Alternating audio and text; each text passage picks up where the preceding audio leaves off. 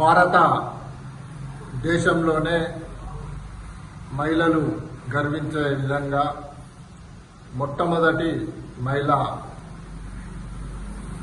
ఉపాధ్యాయురాలు, చదువుల తల్లి సావిత్రిబాయి పూలే గారి నేడు 195వ జయంతి సందర్భంగా బీసీ సాధికారిత సంఘం ఆధ్వర్యంలో బీసీ సాధికారిత సంఘం కార్యాలయంలో ఘనంగా నివాళులర్పించి సావిత్రిబాయి పూలే గారి చిత్రపటానికి పూలమాలలు వేసి పండ్లు పంపిణీ చేయడం జరిగింది.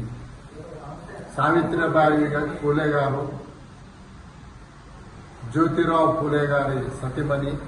జ్యోతిరావు పూలే గారు అట్టడుగు వర్గాల, బడుగు బలైన వర్గాల ఆశాజ్యోతి.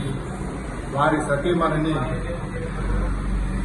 బడికి పంపించి చదువు నేర్పించి ఉపాధ్యాయులను చేసి మహిళల చైతన్యం కొరకు, మహిళలు అన్ని రంగాల్లో అభివృద్ధి చెందడానికి కొరకు, మహిళలు పురుషులతో సమానంగా ఉండాలన్న మంచి ఉద్దేశంతో, లక్ష్యంతో, మరి వాళ్ళ ఆశయంతో ముందుకెళ్లారు.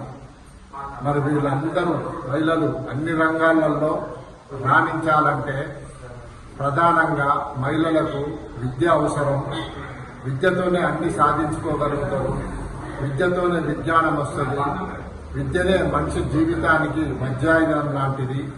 మరి మహిళలు చైతన్యవంతంకై ప్రత్యేకంగా వారి సొంత ఖర్చులతోని పాఠశాలలను నెలకొల్పి మహిళా చైతన్యం కొరకు మహిళలందరినీ చదివించి ఎంతో మందిని మహిళలు విద్యావంతులను చేయడం జరిగింది.